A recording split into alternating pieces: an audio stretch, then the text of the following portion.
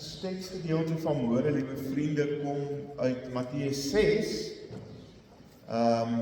die Onse Vader gebed. Die Onse Vader gebed. Ek dink daai vers 5 is verkeerd. Ek dink is 'n bietjie later waar ek begin lees. Ek lees die Onse Vader as sulks. Die wat dit graag wil opsoek, ek dink is in die 2020 vertaling van die Bybel wat ek gebruik vanmôre. Kom ons lees dit saam. Ons ken dit eintlik uit ons harte uit. Dis miskien een naas Psalm 23, waarskynlik een van die bekendste tekste in die Bybel. So moet julle dan bid. Ons Vader wat in die hemel is. Laat u naam geheilig word. Laat u koninkryk kom. Laat u wil geskied soos in die hemel, so ook op die aarde. Gee ons vandag ons daaglikse brood. Vanoggend se teks. En vergeef ons skulde. Soos ook ons hulle vergeef wat teenoor ons skuldig staan. En bring ons nie in versoeking nie, maar verlos ons van die bose. Want aan u behoort die koninkryk en die krag en die heerlikheid tot in ewigheid. Amen. Dan brei Jesus uit oor die teks wat vanoggend vir ons belangrik is, as hy dan byvoeg en sê, want as julle die mense hulle oortredings vergewe, sal julle hemelse Vader julle ook vergewe. Maar as julle die mense nie vergewe nie, sal julle Vader julle ook nie julle oortredings vergewe. Net daardie paar verse, vriend. Die laaste paar maande wanneer ek gepreek het, was die fokus op disippelskap gewees. En ons het uit 'n klompie hoeke gaan kyk na wat is disippelskap. Ons het gesien dat dit te doen het met roeping, ons het gesien wie die een is wat ons roep, dat dit die Ek is, die lewende God, die skepper van hemel en aarde. Ons het na 'n hele klompie goed gaan kyk. Vanoggend wil ek ook nog steeds by hierdie tema aansluit. En meer fokus op die kenmerke nou van 'n disipel. Hoe lyk 'n disipel? Hoe herken jy 'n disipel in hierdie wêreld?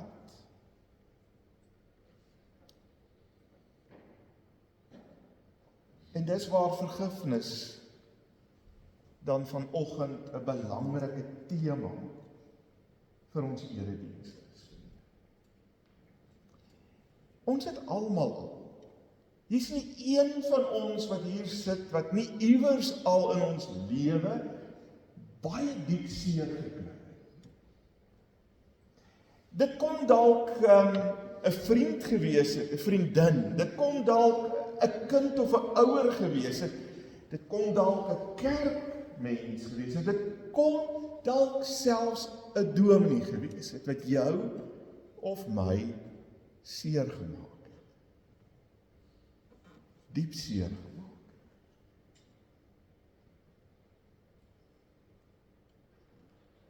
Dit lyk vir my, as ek na die wêreld om my kyk ook, vriende, en die dinge op sosiale media volg en die oorsake van oorloë en konflikte dwars oor die wêreld in 'n neutedop moet saamvat, dan lyk dit vir my asof ons in 'n wêreld leef wat vol haat is, vol wraak is, en wraak is natuurlik 'n reaksie op my eie seer, en vol bitterheid is. As jy my seermaak, gaan ek jou terug seermaak.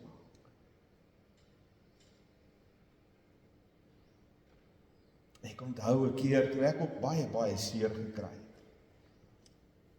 Ek sou 'n ou nou nie direk aanvat daaroor nie, maar hier in my kop laat dit my dink aan daardie pop, daai ouer buikspraak doen, nee, Ahmed, die terroris, nee. Hy het so in die skare gekyk en dan gesê, I kill you dead. Nee, en onthou hom. Ek het baie keer so na mense gekyk, met die seer en die bitterheid in my eie hart. Miskien jy ook. Jy ook soos ou Ahmed vir jouself sê, I kill you dead. Ek hoor dikwels stellings soos, en ek hoor dit selfs van goeie gelowige mense soos ek en jy. Ek sal jou nooit vergeef. Kan dit vergeet? Jy het my so diep seer gemaak, ek sal jou nie vergewe nie. As dit nie gesê word dit baie keer gedink. Of ek hoor baie keer, ek sal vergewe, maar ek gaan nie vergeet nie. Nou, liewe vriende, kom ons kry net hierdie woordjie vergeet 'n bietjie uit die pad uit. Kom ons verduidelik dit net. Natuurlik gaan ek nie iets wat sleg is, wat met my gebeur het, vergeet nie. As 'n vrou verkragt word, as ek so 'n harde realiteit dalk kan gebruik as 'n voorbeeld, is dit iets wat sy waarskynlik in haar lewe nooit gaan vergeet, dat dit met haar gebeur het. Dis nie waaroor dit hier gaan nie. Dit gaan nie oor daai tipe vergeet, dat dit nie meer in jou kop is nie, dat jy nie, dat dit nie met jou, asof dit nie met jou gebeur het nie. Maar baie keer, wanneer ek die stelling gebruik, ek sal vergewe, maar nie vergeet nie, dan dui dit eintlik op 'n baie diep gewortelde stuk bitterheid nog. Sê met die mond ek vergewe, maar hier in my hart, my broer en suster, ek gaan nie vergeet nie. Hier in my hart gaan ek dit koester, hier in my hart gaan ek dit vertroetel, hier in my hart gaan ek dit hou en gaan ek dit berg. En as mense besê, ek vergewe en ek vergeet, dan wil hulle daarmee sê, ek vergeet die pyn wat daarmee saamgaan, ek vergeet die klomp emosie wat daarmee saamgegaan het, maar ek kan nie dit uitvee dat 'n bepaalde ding met my gebeur het wat sleg is. Dit gaan ek onthou.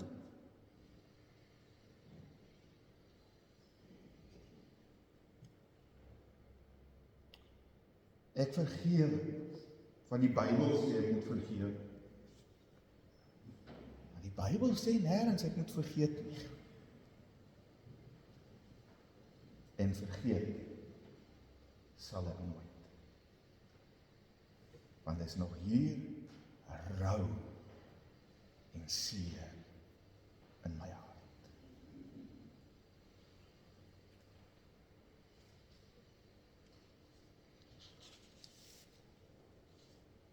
Vriende, die een enkele ding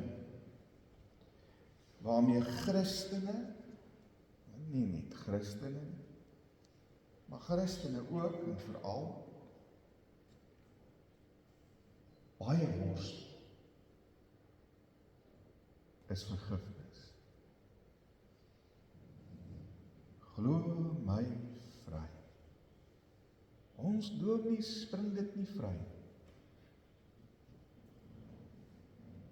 Onvergifnis het nare gevolge, het ek ontdek, liewe vriende, en lei dikwels in mense, in gelowiges lewens, tot 'n verskriklike geestelike droogte. En ek dink baie mense wat sukkel om te bid baie keer, en sukkel om aan te gaan in die lewe, en sukkel om God te verstaan en te begryp en met hom 'n pad te loop. Ek weet dit uit eie ervaring uit. Is omdat ons nog nie by die punt gekom het om te vergewe. En ek daarom hierdie geestelike droogte beleef, en hierdie geestelike woestyn as ware myself bevind. 'n droogte wat op verskillende maniere in ons lewens gestalte vind baie keer. Ek sal byvoorbeeld baie maklik na die mense wat in 'n erediens sit as skynheiliges verwys, en eerder nie eredienste toe gaan nie, want daar is net skynheiliges.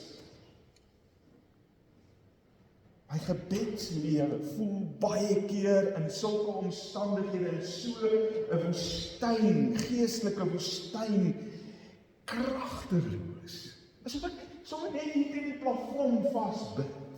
En God my nie hoor nie en nie omgee nie. My verhoudings, ook met die mense wat my nie seer gemaak het nie, wat naby aan my is baie keer gestremd, baie keer kompleks en ingewikkeld, en al is ek nie vir jou kwaad nie, want jy het my nie seer gemaak nie, het ek hierdie onopgeloste seer in my, en baie keer haal ek dit dan maar op jou uit, die heel naaste aan. Die vraag ontstaan, waarom sukkel ons so om te vergewe? Waarom is dit vir ons so moeilik partytjie? Ja, ek dink is omdat dit baie keer, nie baie nie altyd, ook aan ons emosies gekoppel is. Emosies van woede, van kwaad. Emosies van bitterheid. Van Here, ding koester in my hart, soos ek net nou verduidelik het, en ek wil eintlik nie van hierdie bitterheid ontslae raak nie, want dit is eintlik so lekker om hierdie bitterheid te vertroetel in my hart. Dalk kry iemand my tog so 'n bietjie ekstra jammer. Partykeer is dit skaamte. Skaam oor wat gebeur. Ek is dalk skaam oor my aandeel in dit wat in hierdie verhouding verkeerd geloop het en in hierdie seerkry gebeur het. Ek dink baie keer is dit 'n stuk trots waarmee ons sukkel. Ek is te trots om jou te vergewe. Want as ek jou dalk sal vergewe, sal dit beteken dat jy wegkom met die slegte ding wat jy aan my gedoen het. En oor my dooie liggaam gaan ek jou dit toelaat. So daarom loop ek maar met hierdie bitterheid en hierdie woede en hierdie skaamte en hierdie trots en hierdie onvergifnis in my rond. Ek dink ook ons verstaan baie keer vergifnis verkeerd. Soos ek gesê het, ons dink baie keer daaraan dat as ek iemand sou vergewe vir dit wat hy my aangedoen het, die seer, die onreg wat ek beleef het, dan sê ek daarmee eintlik, dis oukei dat jy dit gedoen het. Dis oukei dat jy sulke slegte gedrag teenoor my geopenbaar het, dat jy my in die rug gesteek het, dat jy my seer gemaak het. Maar dit is nie waar nie. Vergifnis beteken nie, vriende, dat die ou wat as ek hom vergewe het, die persoon vergewe het, dat hy daarmee wegkom dat hy my sleg behandel het. Dis nie wat dit beteken nie. Sy slegte gedrag gaan nog steeds gevolge hê, ongeag of ek hom vergewe of nie vergewe nie. En dit mag dalk nie nou wees nie, maar wel later in sy lewe. Ons het gesien, byvoorbeeld in Dawid se lewe, gaan lees in Psalm 32. Dit is 'n ongelooflike psalm. 'n Psalm wat vertel dat as Dawid nie vergewe nie, as hy nie net laat gaan nie, as hy nie vergifnis ook ontvang nie, dan is sy lewe nie moeite werd nie. Maar God se vergifnis van Dawid het hom nie laat wegkom met die verkeerde wat hy gedoen het. Gaan lees maar die Bybel. Die kind wat hy daardie ontrou gebore is, sterf. Dawid het nooit vrede in sy koninkryk beleef. Ten spyte daarvan dat hy vergewe is, het die dinge wat hy gedoen het, gevolge gehad in sy lewe. So vergifnis beteken nie, dat die oortreder gaan wegkom, noodwendig met wat hy verkeerd gedoen het. Ons glo ook verkeerdelik, dat vergifnis baie keer net 'n saak tussen my en God is. Dis 'n geestelike ding. As ek vir God gesê het, ek het Pietie vergewe, dan is daar vergifnis. En dis ook nie hoe dit werk nie, liewe vriend. Vergifnis is 'n baie persoonlike ding. Vergifnis is 'n ding wat tussen nie net my en God gebeur nie, maar God wat ook vir my die krag gee, die moed gee, die insig, die wysheid gee, om na die persoon toe te kan gaan wat my seer gemaak het, en hom van harte en onvoorwaardelik te vergewe. Daar is so 'n pragtige teks, ook in Matteus, hoofstuk 5, vers 23 en 24, waar die man daar by die altaar kom. Jesus vertel die storie. Hy sê, die man daar by die altaar kom om sy offer te bring, en hy onthou skielik dat sy broer iets teen hom het. Wat moet hy doen? Hy moet sy offer los. Hy moet hom nie bring. Hy moet hom net eers neersit. En hy moet teruggaan, en hy moet gaan regmaak met sy broer.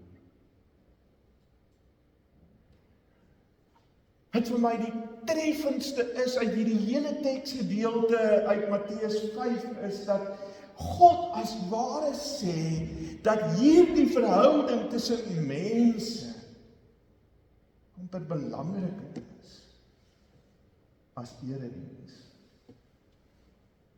as die offers wat ek bring. Voordat ek daai offer kan bring, moet ek eers die verhouding tussen my en jou regmaak, sodat ek daai offer met 'n rein en 'n skoon hart aan God kan bring. Ons teks skep 'n verdere probleem vir ons, liewe vriende, in die sin dat dit amper klink asof God se vergifnis vir ons voorwaardelik is. Dat as ek moet eers ander vergewe, en dan sal God my vergewe, nee. Dit klink amper so. Maar dit is nie korrek nie. In 'n sekere sin, as ons die hele Bybel en alles wat oor vergifnis gesê word in die Bybel gaan lees, dan is so 'n gedagte dat God se vergifnis voorwaardelik is, eintlik reg lyn in teen die gees en die letter van die woord en die evangelie. God bedoel nie dat hy eers sal vergewe as ek vergewe. God het eintlik reeds klaar vergewe, maar God gaan nie agter 'n persoon om, agter sy rug om en vergewe hom, sonder om uiteindelik ook my by die punt te bring om daardie persoon te vergewe. Wat vir my tref uit die Onse Vader gebed, is dat die Onse Vader gebed begin nie by my en jou behoeftes nie, maar by God. En die eerste 3 bede van die Onse Vader vorm as ware die agtergrond van hierdie hele gebed. En elke een van die afsonderlike bede. God se naam moet geëer word. Ons bid dat God se koninkryk gestalte moet vind hier tussen ons. Ons bid dat God se wil, nie moet mooi hoor, dit is altyd vir my treffend. God se wil moet hier op aarde geskied, soos dit in die hemel gebeur. Ook wanneer dit kom by vergifnis, of die gebrek aan vergifnis, moet ek hier die konteks in gedagte neem. Dat wanneer ek vergewe, ek juis besig is om God se naam te eer. Juis wanneer ek besig is om hulle wat my so diep seer gemaak het te vergewe, is ek breek iets van God se koninkryk deur. Gebeur iets van God se wil hier op aarde, soos dit in die hemel gebeur. Ook wanneer dit kom by verskoon tog. Die Onse Vader gebed, liewe vriende, wil ek vir julle sê, is 'n oop oog gebed. Dis nie 'n gebed wat ons met toe oop bid nie. Dis 'n gebed wat wil verhoed dat ek hom of haar wat my seer gemaak het, of te nagekom het, of onreg aan my gedoen het, uit die oog verloor. Daar is 'n duidelike verband tussen Matteus 6 vers 13, vergewe my soos ek my skuldenaars vergewe, en Matteus 5 vers 23, dat ek eers moet gaan regmaak voordat ek offer. Dis onlosmaaklik aan mekaar verbind. So wanneer ek hierdie gebed bid, dan bid ek hom met oop oë en ek kry die persoon voor oë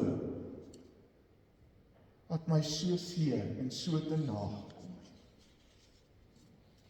sodat ek nie vergeet om te gaan vergewe. Vergifnis verloor sy krag en betekenis in ons lewens, liewe vriende, wanneer ons dit nie deurgee aan ander. As ons dit nie deurgee aan hulle wat ons seer gemaak het en ons te nagekom het nie. Die vergifnis wat ons van God as 'n geskenk ontvang het, verloor sy krag en betekenis as ons nie hulle wat ons seer gemaak het in die oë gaan kyk en sê, ek vergewe jou. Vergewe jou onvoorwaardelik en van harte. God se vergifnis is nooit voorwaardelik nie, maar eerder 'n respons op sy oorvloedige genade. En daar's nog 'n voorbeeld in Matteus, hoofstuk 25 vers 14 tot 38, waar die verhaal van die regverdige koning vertel word, wat die een slaaf al sy skuld vergewe nadat hy by hom gepleit het, maar dan net uitloop en op die trappie van die hof sy broer wat hom baie min geskuld het laat toeslaan.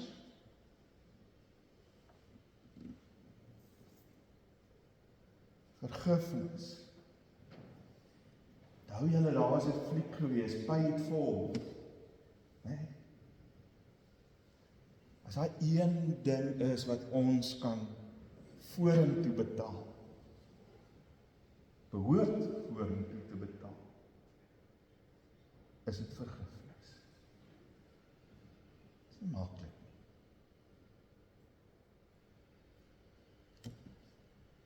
Vergewe my vir wat ek nou gaan sê. Dit is damn moeilik.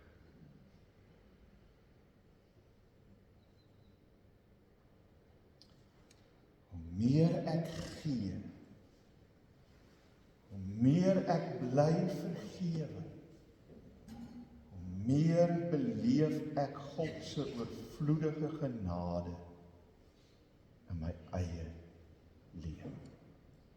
Dis wat die teks probeer sê, vergewe my soos ek my skuldenaars vergewe. Dit wil vir my sê, hoe meer ek vergewe, hoe meer ek soos God vergewe, so sal ek al hoe meer God se oorvloedige genade en vergifnis ook in my eie lewe beleef.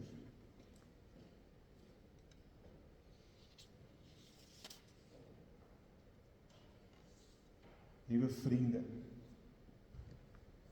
vergifnis is die diepste en die duidelikste bewys dat Jesus Christus uit die dood uit opgestaan het. En dat ek en jy dit glo.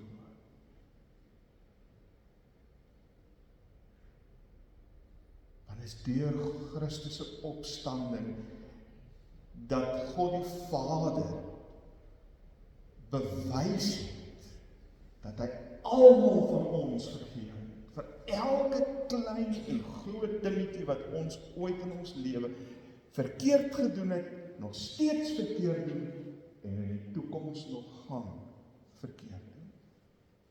Onvergifnis trek 'n streep deur die opstanding. Sê iets ook oor my integriteit of my gebrek aan integriteit. As iemand wat vergeef en wat glo in die opstanding. Dit sê iets oor my geloof, wat ek glo, maar ook my geloofwaardigheid as 'n kind van die Here. Vergifnis is in 'n sekere sin daardie laaste tree tot versoening. En ek dink dis baie keer hoekom ons nie wil vergewe nie. Ons wil eintlik nie met hierdie persoon weer versoen nie.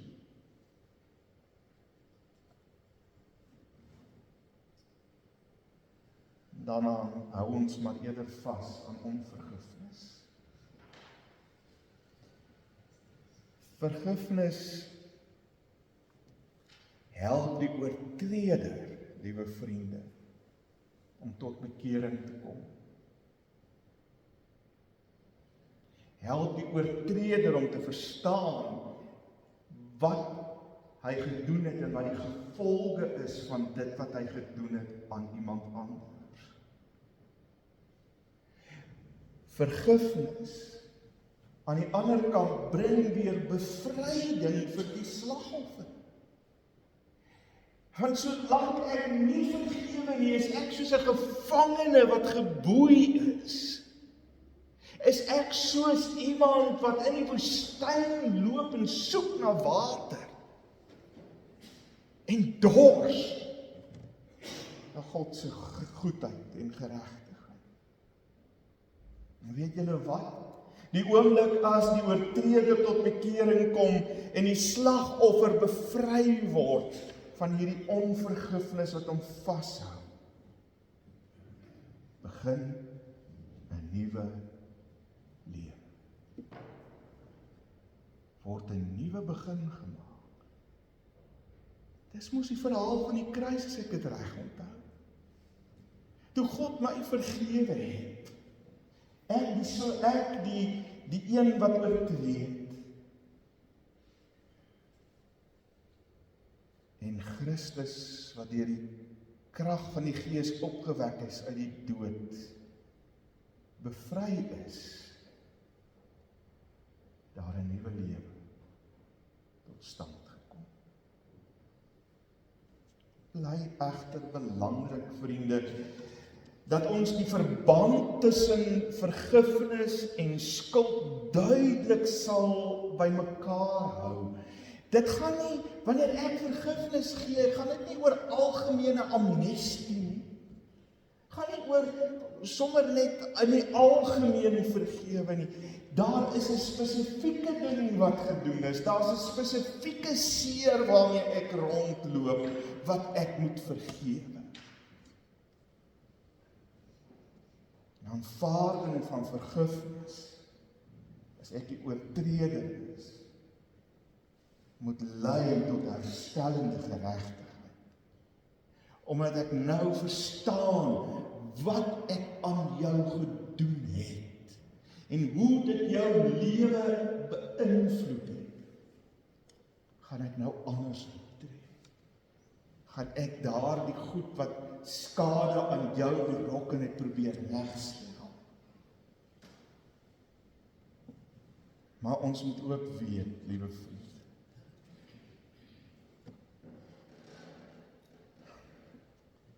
vergifnis het 'n regte tyd. Dit moet binne die regte omstandighede gebeur. Maar die tyd vir vergifnis kan ook uitloop. En dit het ek al baie beleef. By 'n persoon se sterfbed, dat hulle nog met al hierdie dinge worstel van onvergifnis. Die persoon wat vergewe moet word is jare terug dood. En hoe vergewe jy dan?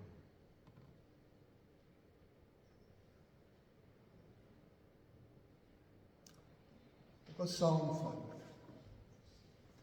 Vergifnis is 'n geskenk van God, wat nie verdien word nie.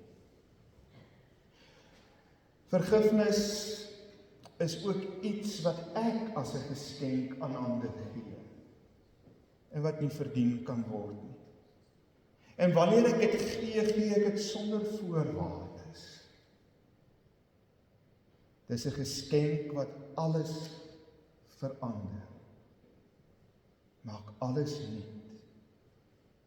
Dit bring op 'n manier 'n sekere soort versoening en herstel in verhoudings. Vergifnis, vriende, is 'n manier waarop gelowiges elke dag leef. En ek kan nie kies. Ek gaan jou vergewe, maar ek gaan nie vir jou vergewe nie. Vergifnis maak nie onderskeid nie. Vergifnis vergewe almal. Wraak en bitterheid, beloof ek jou, is seker een van die vernietigendste gevolge van mense wat nie vergewe nie. Dit verwoes jou van binne af. Soos ek gesê het, dit lei tot 'n geestelike droogte en ongeloofwaardigheid. En dit beïnvloed almal om jou. Selfs hulle wat niks daarmee te doen het.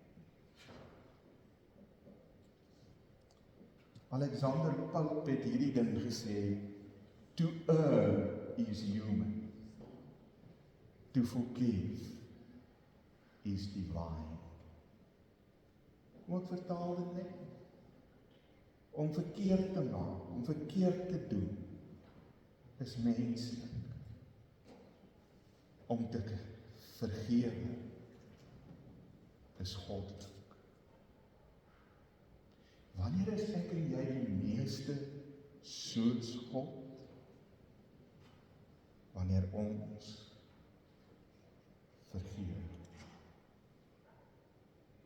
Dan word sy naam geëer, breek iets van sy koninkryk deur, en gebeur, geskied sy wil, hier op aarde, en hy sit in die hemel, oopgegee. Amen. Here, ons loop almal van ons, Here, loop iewers met 'n stukkie seer in ons hart rond. Partykeer is dit 'n groot seer. Seer wat al jare kom en sweer. 'n Seer wat ons vertroetel. 'n Seer wat ons nie wil laat gaan nie, Here. Dan bring dit ons, Here, in hierdie droogte tyd, geestelike droogte tyd, hierdie woestyn in ons lewe, waar ons ver van U voel. Ons kom by die Here. Lei ons deur die woord en gees van môre. En van harte, onvoorwaardelik. Hulle wat teen ons oortree, hulle wat 'n onreg aan ons gepleeg het, hulle wat ons so diep seer gemaak het, te vergewe. Sodat U naam geëer kan word, U koninkryk kan kom.